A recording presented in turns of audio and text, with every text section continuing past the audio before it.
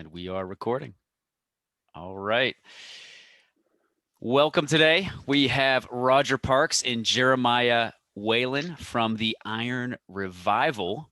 Let me just read the tagline for the Iron Revival. I think this is cool. Confidence, convenience, and support for your kettlebell training. Forge kettlebell mastery one class at a time. You show up and we do the rest. And you're here to support kettlebell enthusiasts. That's what I am. Gentlemen, thanks for being here today. Thanks for having us. Yeah, thanks. I came across you guys because Roger was doing some very in-depth and detailed Instagram posts where he was going like paragraphs deep into concepts, which I thought was really cool and very unique and extremely valuable, not just for enthusiasts, but for any kettlebell coach. If you're a kettlebell coach, follow these guys. We got the Iron Revival on Instagram, right?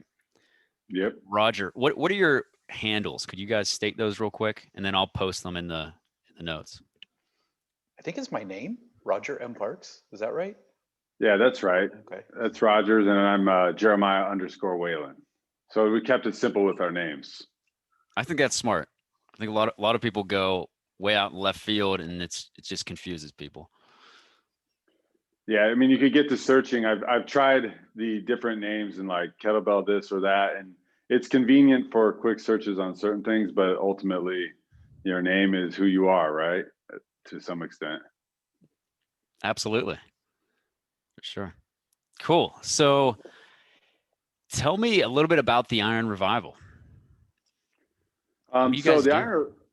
So we're basically a training and education company where we try and exactly what you said. We take enthusiasts and coaches and try to help bring a little bit of awareness to our style and build upon what other people have already learned or have been taught with their kettlebell practice. I think that's what I feel it as. Roger, what do you think? Yeah. I like to see us as occupying a space where we can expand a little bit. There's a lot of really great work out there, really good foundational stuff, really good advanced stuff. But I know when we really got in depth in our training, we found there were a lot of questions. There were a lot of things that were stated, swing to this level. Cool, I agree, but why? Like, why does this make sense? So, we like to take it a step further and really kind of dig in and understand the reality of the movements, the physical properties, the anatomical properties. So we're trying to occupy a space that we don't really feel is being occupied right now. Very cool. I'm in your press clinic right now, and I've taken the first 2 classes and I've learned a ton. I've been teaching kettlebells for 3.5 years. And my background comes from a hard style camp and just piecing together here and there from other people in sport. Yeah, but very cool, very in-depth stuff. Talking about physics and everything. Very exciting. Yeah, we like to, one of the things we want to do is empower people. We want to give people the opportunity to know why they're doing what they're doing, so they can take a skill and they can run with it. So if you've got a press in front of you, rather than just saying, hold the kettlebell this way, this is the shape of your press, squeeze this, squeeze that. A lot of it's true, but sometimes it's not. So how do you know, when you're leaning, is it too much, is it necessary, and why are you leaning anyway? Yeah, it's really cool. So let's start with Jeremiah. How did you come to be such a fan of kettlebells? Well, I was actually thinking about this today, as a matter of fact. It was right about 7 years ago now, give or take.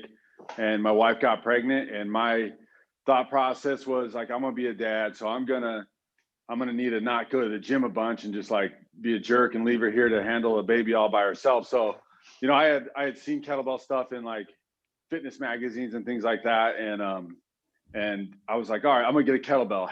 Scooted on out to Ross and found me a nice plastic CAP kettlebell filled with, I don't know, could have been filled with sand, could have been filled with flour, who knows? But I was like, this is it. I'm gonna learn the Turkish getup, and I'm gonna and from there it's gonna be all good. And so ultimately from that point, you know, you realize like, hey, wait a second, this isn't what, you know, everybody's really focusing on. And so, you know, I started to, at this same time, I'm transitioning from being in music and having music as my career to coaching and Ah, training for a full-time gig. So now I'm exposed to this health club that we worked at, and I was like, oh, this is a real kettlebell. And then I just started to kind of go with it more there. And then Roger and I ultimately linked up, and we're like, hey, we both like this. Let's try this certification out. And you know, we had already tried a couple others, but we're like, let's try this big heavy duty one and see what that's all about. And that's pretty much how I got started into them, and a backstory. very cool. Which certification was that? We both did the Strong First SFG level 1, and we've also done level 2, but the level 1 was the first one that we were like, hey, let's commit to this for real, and really, you know, get in depth with the hard style. Very cool. Were there, in addition to the hard style framework, what other influences inform your training approach? Um, for me, it was all just like really just to sound kind of cheesy, but it was very like passion driven. I felt really connected with the kettlebell. It's finally something that someone like myself could use to feel like, as a former high school athlete, albeit subpar most of the time, it was still something that gave me a chance to work on a skill and just really get into it. Of course, I looked at sport, but I really was like, I don't really know. That kind of looks funky to me. Although it's something more I've dabbled in as of late, just working on my jerk technique and stuff like that. But it just was, it just spoke to me in a way that like, I was like, hey, I can be an athlete and not have to worry about really blowing out my knees or something like that as an older guy. Very cool. My one of my main coaches was a power lifter who kept getting injured, and then he went to into kettlebells and realized, oh, okay, I'm getting injured way less, and I can still maintain strength and power. Yeah. That's the beauty part about it, right? Yeah, Yes, and you can sir. do it all while you have a kid at home, right? There's no doubt. 4 foot by 4 foot square is probably enough, right? That's cool. That just makes me think of the beginning of quarantine, whenever kettlebells were sold out, you know, wherever you looked, you know. I was like kettlebell rich, you know what I mean? I was Yeah, if you grateful, but I had plenty. some people invest in Bitcoin. Right now's the time to invest in kettlebells. I suppose. So Roger, tell us a little bit about your background. You know, a lot of my background, I've been coaching and training for about 20 years now. Um, and a lot of my more recent training has been more, I guess, rehab based. Um, you know, I was the one, it just kind of happened where I was getting people who had injuries.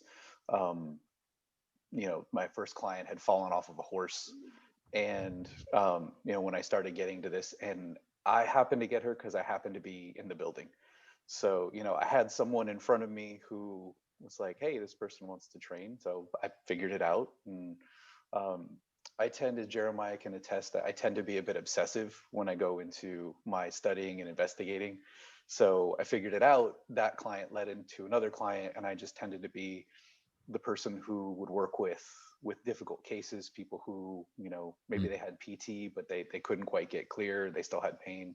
So that was really my background. I'd taken some kettlebell, um, two kettlebell certs actually.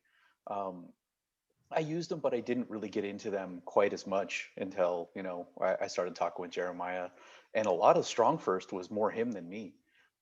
You know, Mm. I was going primarily as, you know, a support for him. I was like, all right, well, you know, we'll go. I'll train for this. It'll be something to do. But then I really started digging more and more, and you know, I realized that here's something that I can't figure out. So I had to look into it and, you know, read whatever I could, and a bunch of things that maybe weren't necessarily compatible with kettlebells, like lots of biomechanics and physics, and um, that coupled with a lot of respiration, breathing, some cool anatomy principles, for some projects that we have coming up. Um, it just kind of stuck, and now it's like there's still so much that I want to learn, and I haven't even gotten really to kettlebell sport yet. So stay tuned. That's awesome. Plenty to dive into. Yeah.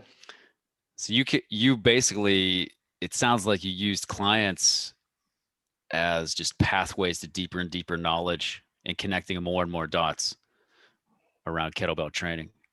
Well, interestingly, I don't, before when I was in the gym, I didn't do a lot of kettlebell training. I had a couple people I'd work with kettlebells, but you see me in the gym, and Jeremiah included, most of the other coaches would make fun of me because it's like, someone comes limping in, they look like they're about 950, no arms, no legs, like, oh, here's one of Roger's clients. Um, so not a lot of opportunity there. It just I just have a habit of trying to figure out what I'm doing. Getting results for people is really important to me. Things like the press clinic, getting messages like, hey, I couldn't do this before, but now I can do that. That's really important. It's the money's cool, but if we put this thing on and we don't make people better, I take it personally. So Mhm. I want to make sure I put everything I can into it and figure out what I can figure out. Cool. What is it about the kettlebell that drew you in? Um, I think a lot of it was, I think the first thing is it's very self-limiting. I don't know if you've heard that term in the exercise world, but there's certain exercises like jumping rope. Um, if you jump rope and you don't do it right, you you can't do it. And although yes, there is such a thing as being able to use bad kettlebell form, but it doesn't last long. You know right away Mm. this thing's just kind of, it's like it bites you. It doesn't feel good. You feel old and rickety and gross. So I think the thing is, there was just there's a lot of immediate feedback. And it just, the information out there is, it was very precise and very specific.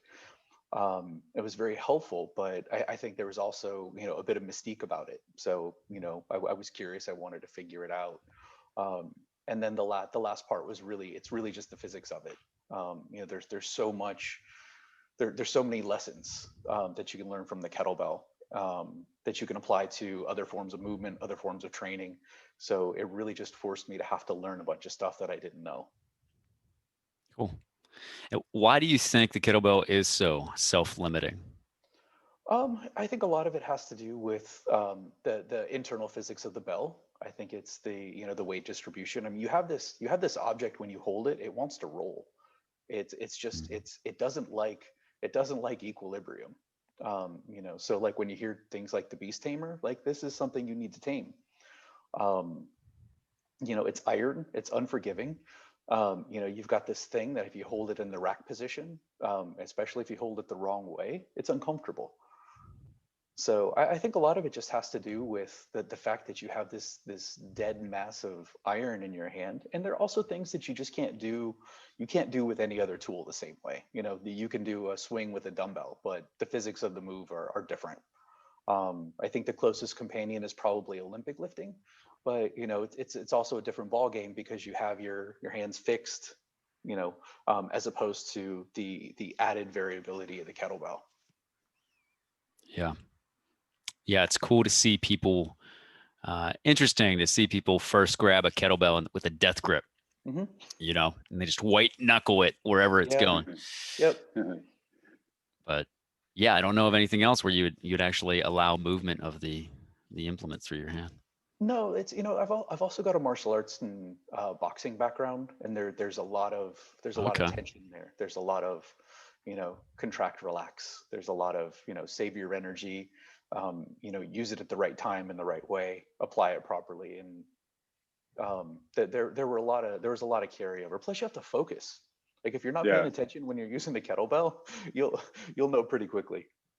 yeah, it's like that skill aspect to it. I mean, it's not just the same as, there's certain skills to all of lifting and training and stuff like that. But just, as you see, if you take the press clinic, that physics, that depth of all that, and just, you know, learning how you move and how things move around you and all that stuff is like, it feels, I don't know if it's necessarily unique. That's something Roger can speak on, but it just feels right. And it feels like it's just like Roger said, it's a challenge. It's a good way to challenge your mind as well as your body.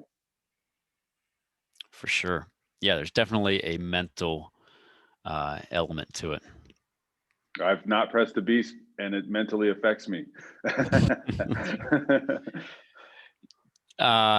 So the beast, what is the beast? Just so everybody knows. Oh, that's the 48 kilogram. Essentially, a lot of the benchmarks for strength and kettlebell seem to be reliant upon like a half body weight sort of thing. And my stature is half body weight is the 48 kilogram. It's sort of like, they make the bigger bells, and I know those have trended up as of late as far as like 56 kilo and 80 kilo. And, there's even those 95 kilo bells out there. But I think really the benchmark is that beast. Like, what can you do with the beast? They named that whole sequence of stuff after it, the beast tamer. Can you do a pull-up with the beast? Can you press a beast? Can you squat a beast? Okay, then you can wrestle the beast, and now you're a beast. And that was a lot of the word beast in 1 minute or so, right there. Some kind of record, I'm sure. I'm compelled to try this now. Compelled to go buy a beast. Yeah, well, start with the bulldog, I suppose, right?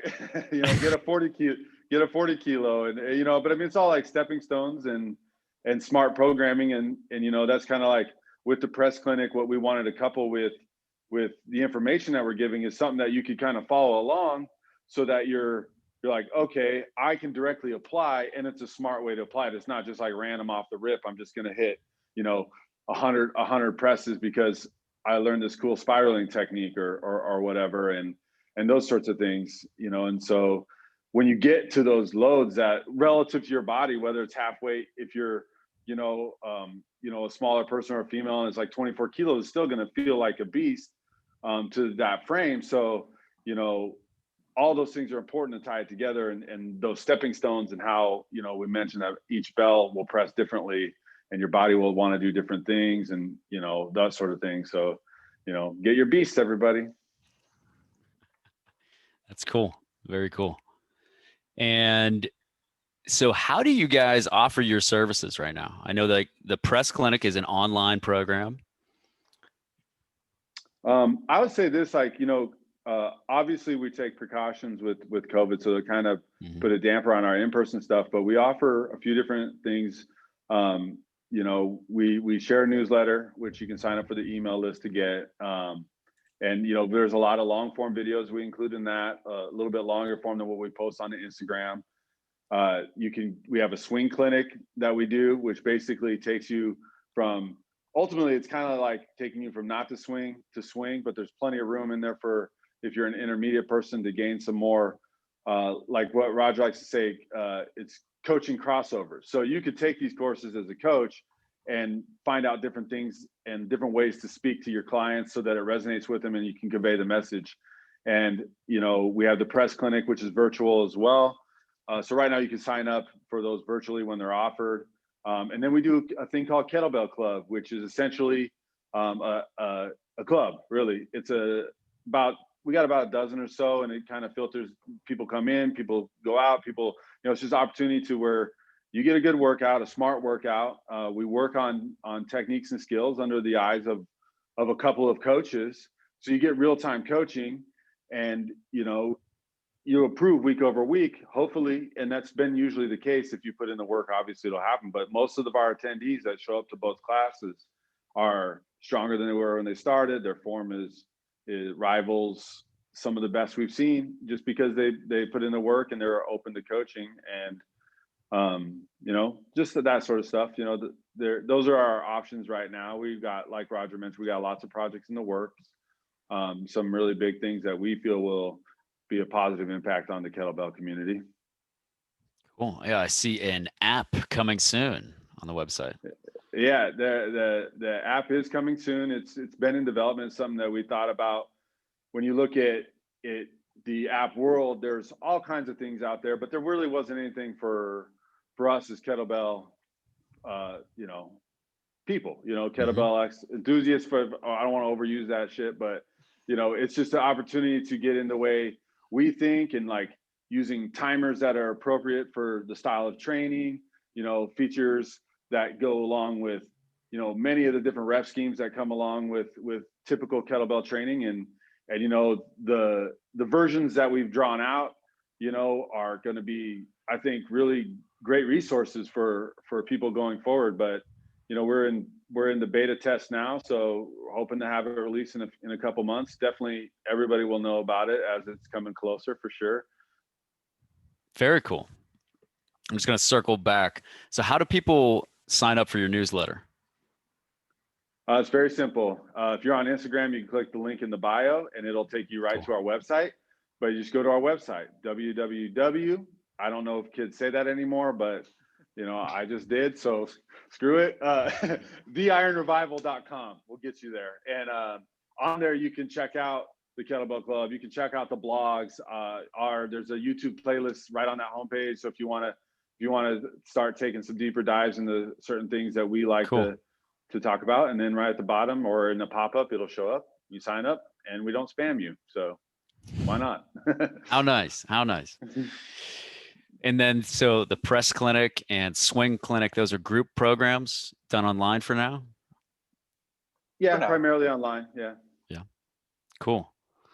And the club, is that all online, or is there a live element? We do some live stuff if you're in the area. We're just outside of LA. We're in the San Fernando Valley. So if people are in the area and they're not knuckleheads, then we'll do right now some very socially distant training. But for the most part, Gotcha. everything we do also has an online component, because we're really trying to draw in people from all over the place, and you know, get a good network going. Get a couple states, even a couple countries would be awesome. Very cool. Awesome. And do you guys have capacity for any one-on-one training if anybody wanted to go really deep? I do. I don't know about you. Are you taking one-on-one people right now? Potentially, I would say. I don't want to close off to it, but it's not my main area of focus at the moment. I'll Right on. also, you know, it's just, but Roger definitely, I think, is open to that too. Very cool. We're always, I will say this though, about the one-on-one, we are always open to video submissions, whether it's through messaging or emailing. You know, if you get the newsletter, if you go all the way to the bottom, there's a simple link to click and you can email and attach whatever to it. And we are definitely more than willing to take a look at stuff. And if it requires more in depth, then we'll go into that further. But you know, we are, if you want open one-on-one coaching with either of us, that's a fantastic way to get the door open for her. That's awesome. Very cool. Sounds very, very robust, very in-depth. Is there anything we haven't discussed that you'd like to share about the Iron Revival, or any projects you guys have? I think that's I don't know, it. Roger, you got anything? No, I mean, there's all the secret stuff that we can't talk about, but Yeah, no, secret that's stuff. I put the app on the website, so the cat's out of the bag there.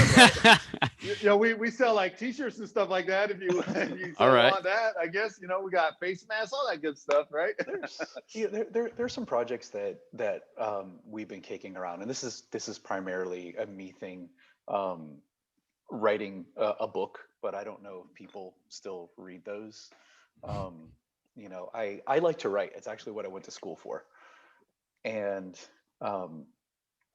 it's a bit frustrating at times, because people don't, you know, they want the information, but they don't want to apply the time and the focus to get it. So we've had pretty good luck with kind of short form Instagram content, believe it or not, and longer form YouTube content. So I don't know if that's coming or not, but I would really like to get out a volume of just some things that I think are helpful for coaches to know. So that may be coming at some point, if people still read. Yeah, I think people read. You know, I read. Also, like, you know, just kind of to couple with your training, you know, we try to compile playlists on Spotify. So if you're like, I have a 45-minute workout, here's the 45-minute playlist. You don't have to read anything. Yeah. I've never listened to the playlists. I Public put your confession. favorite So song. I put a lot of your favorite songs on there, Roger. I Come on. appreciate that. That's very sweet Yeah, of you. I understand. what kind of music shows up on an Iron Revival playlist? It's an eclectic mix, I guess. I've been DJing for 20 plus years, and as a former musician, I guess I say former, but I still do music in my comfort of my own home. But it's a mix. We go newer stuff, hip hop, rock and roll. I've recently released a couple that are like ones just like specific classic rock songs that you could listen to while you work out or whatever. You could listen to them while you do dishes, for all I care. There's some hip hop stuff on there. It's country. I haven't really found a way to vibe that in just yet, but for the most part, I just try to. I feel like I just try to touch on a little bit of everybody's taste, something that's upbeat, something that like if you were trying to get through a workout, it'll help you get through it. Very cool. Very cool. I sometimes play country at the gym I work at. It's very divisive. Yeah. Some people love it. Other people, they're like, we're gonna walk out right now. They're like, I can't drink beers while I work out. That's right. Very cool. Well, awesome, guys. Thank you for your time. And if you're watching this, follow these guys. You're going to learn a ton. You're going to be a better kettlebell practitioner, and you're definitely going to be a better coach. Stay tuned for some of the secret things they have coming out. I like that. Secret And things. thank you for Roger. your time. Thank you. Hey, Awesome. thank you, Ian. Welcome.